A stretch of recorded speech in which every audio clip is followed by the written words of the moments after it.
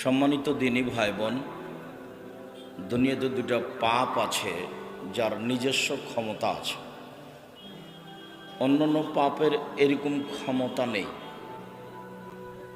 যে না একটা পাপ মানুষের যদি ঘটে যায়, তওবা করলে ক্ষমা হবে ইনশাআল্লাহ। তওবা না করলে এই পাপটা পাপের পাল্লায় বিচারের মাঠে উঠে যাবে, তার দুনিয়াতে কোনো ক্ষতি হবে না। কিন্তু দুনিয়াতে দুটা পাপ আছে যার নিজস্ব ক্ষমতা আছে, আর ক্ষমতা দুইটা। শিরক এই পাপেরও ক্ষমতা দুইটা, বিদাত এই পাপেরও ক্ষমতা দুইটা। শিরকের এক নম্বর ক্ষমতা হলো মানুষের অতীতের নেকিকে নষ্ট করে দেয়। শিরক করলে নেকি থাকে না, বাতিল হয়ে যায়। আর শিরকের দুই নম্বর ক্ষমতা আল্লাহকে অপমান করা হয়। শিরক করলে আল্লাহকে খাটো করা হয়। কেউ যখন শিরক করে তখন ওই পাপের কারণে আল্লাহর মর্যাদার হানি হয়। অন্য কোনো পাপে এমনটা হয় না। বড় পাপ আছে অনেক, সুদ খাওয়া বড় পাপ। সুদ খেলে ব্যক্তি মহাপাপী হলো, কিন্তু আল্লাহর মান সম্মানের কোনো হানি হয়নি।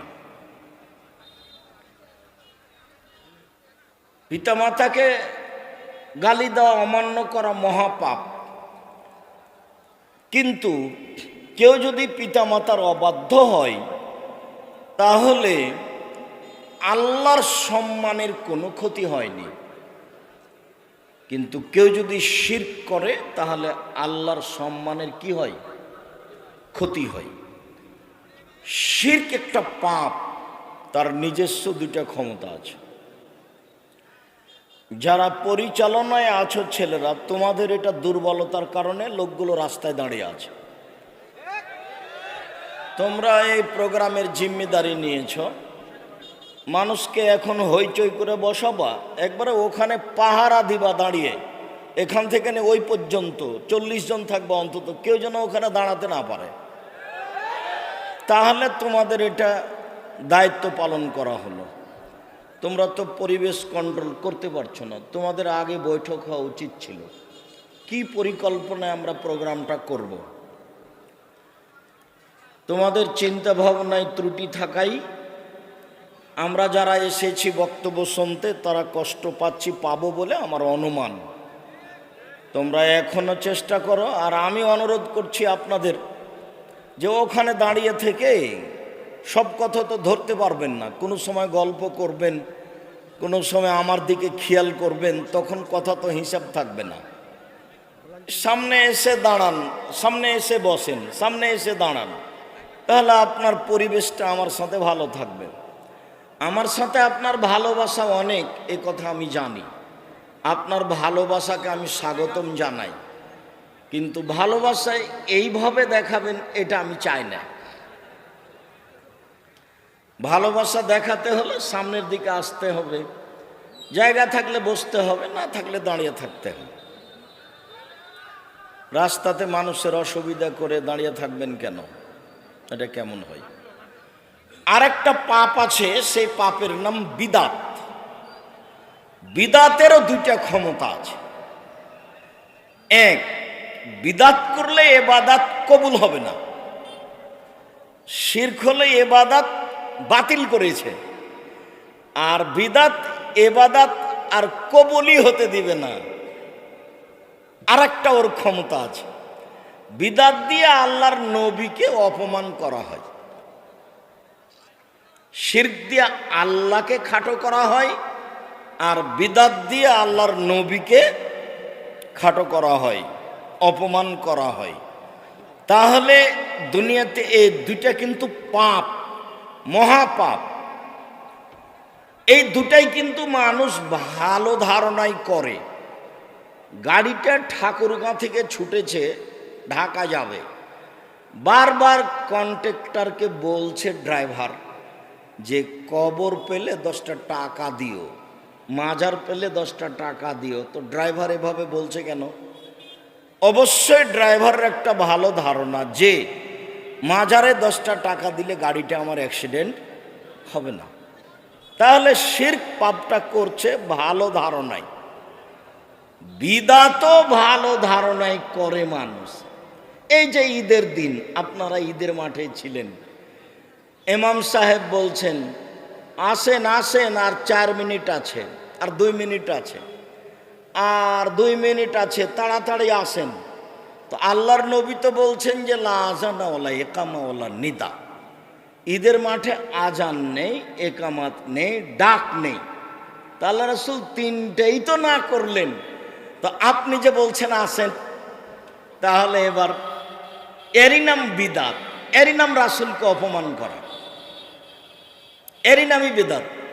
এমনকি ঈদের মাঠে দাঁড়িয়ে কেউ বলতে পাবে না যে আপনারা বলেন আল্লাহু আকবার আল্লাহু আকবার লা ইলাহা ইল্লাল্লাহ আল্লাহু আকবার আল্লাহু আকবার ওয়ালিল্লাহিল হামদ, এই কথা মুখ দিয়ে উচ্চারণ করতে পাবে না। 2-4 জন সলাতের আগে বক্তব্য দেওয়া তো বহু দূরের কথা। ঈদের মাঠে এসে চেয়ারম্যান কথা বলবেন, মেম্বার কথা বলবেন, তারপর ইমাম সাহেব বলবেন, এটা তো ভাবাই যায় না।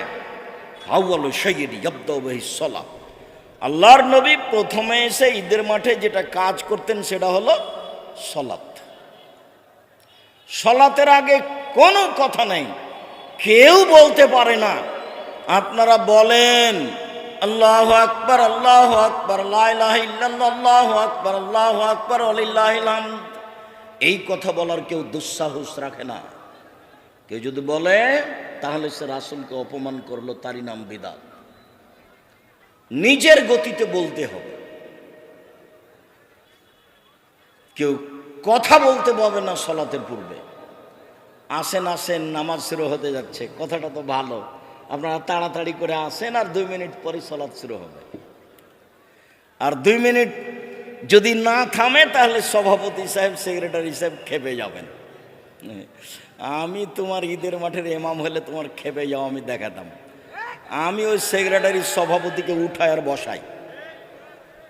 আমার জীবনে কোনোদিন এরকম ঘটনা ঘটেনি যে সভাপতি সাহেবের কথাতে আমি ঈদের মাঠে সালাত আদায় করিয়েছি।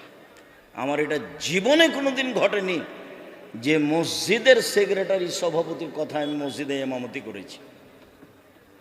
এমন কেউ সাহস রাখে না। ও কি জানে, ও কি বুঝে এমন? ও কয় টাকা দেয়? ওর অসুবিধা থাকলে আমি তাকে টাকা দিব ইনশাআল্লাহ।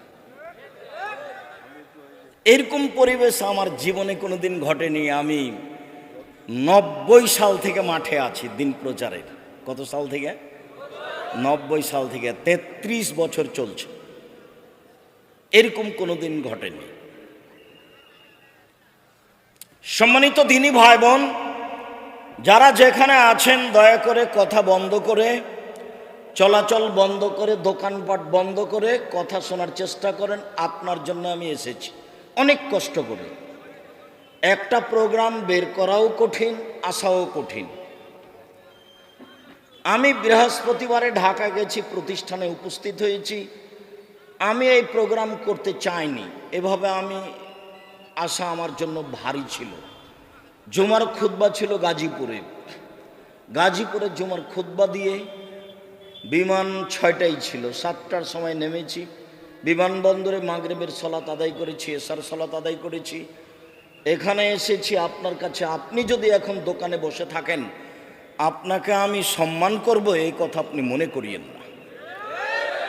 আপনাকে আমি গরু ছাগল মনে করি, পশু প্রাণী মনে করি, কারণ আপনার জন্যই তো আমি এসেছি। আপনি ওখানে কেন থাকবেন? আমি শুধু আপনার জন্যই এসেছি। আমার এখানে কোনো উদ্দেশ্য নেই জামিয়া সালাফের এখানে সুবিধা হবে এটা নিয়ে আমি আসিনি। জামিয়া সালাফে প্রতি মাসে বেতন লাগে 32 লক্ষ। এক মাসে কত বেতন লাগে? 32 লক্ষ। জামিয়া সালাফে 320 জন এতিম আছে। 550 জন অসহায় ছেলে মেয়ে আছে। না, এই ছেলে হুইসেল বাজাতে নিষেধ করো। মুখের অনুরোধে মানুষকে অনুরোধ করতে হবে। চৌকিদারকে আপনারা নিষেধ করেন, হুইসেল বাজাতে পাবেন না। চেয়ারম্যান সাহেব, বিষয়টি লক্ষ্য করুন। সম্মানিত দিনী ভাই বোন, আমরা প্রথমে আলোচনা করি শিরক। শিরক করলে অতীতের নেকি নষ্ট হয়ে যায়, এইটা আগে দেখি। আল্লাহ তাআলা বলছেন, ইন্নাহু মান ইউশরিক বিল্লাহ ফাকাদ হারামাল্লাহু আলাইহিল জান্নাহ মাওয়াহুন নার। কেউ যদি শিরক করে তাহলে তার জন্য জান্নাত হারাম আর স্থান জাহান্নাম, একসাথে দুইটা। শিরকের ফলাফল জান্নাত হারাম আর স্থান জাহান্নাম, একসাথে দুইটা। আল্লাহ তাআলা বলছেন আমাদের নবীকে, লাইন আশরাকতা লা ইয়াহবাতান্না আমালুক। মুহাম্মদ সাল্লাল্লাহু আলাইহি সাল্লাম শোনেন, আপনি যদি শিরক করেন তাহলে আপনার আমল বাতিল হবে। এই কথা আল্লাহ আমাদের নবীকে বলছেন। আপনি শুনুন, আপনি যদি শিরক করেন তাহলে আপনার আমল বাতিল হবে। এইবার আল্লাহ তাআলা সকল নবী রাসূলকে বলছেন, লাউ আশরাকু লা হাবাতা আনহুম মা কানু ইয়ামালুন। নবীগণ যদি শিরক করেন তাহলে তাদেরও আমল বাতিল হবে।